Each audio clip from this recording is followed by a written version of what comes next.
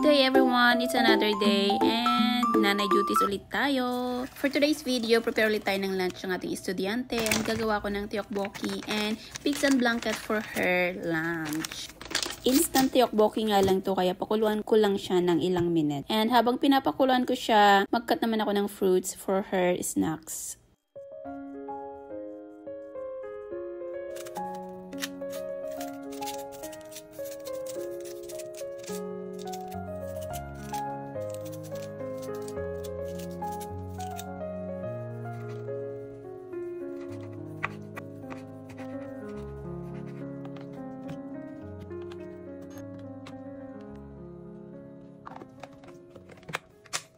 Kapag floating talaga, no?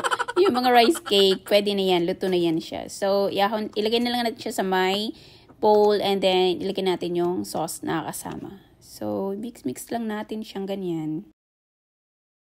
So, ayan, ready na nga siya. And, iluto ko naman ngayon yung pigs and blanket. Air fryer ko lang siya. Actually, nabili lang namin to sa friend ng daddy ni Emma. So, siya yung gumagawa niyan. So, binili namin sa kanya. So, ayan na nga habang sa air fryer, yung pigs and blanket, ilagay ko na sa lagayan yung mga ibang food niya.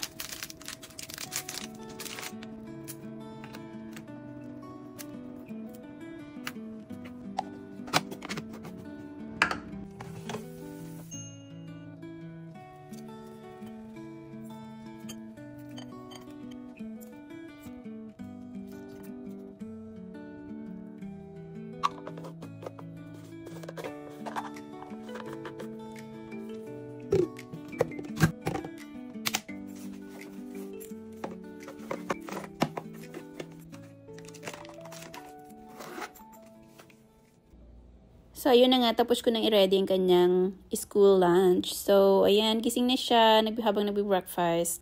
Inaayos ko naman yung buhok niya para mas madali. So, ayun na nga, have a good day everyone. And ano na naman kaya ang lutuin ko bukas?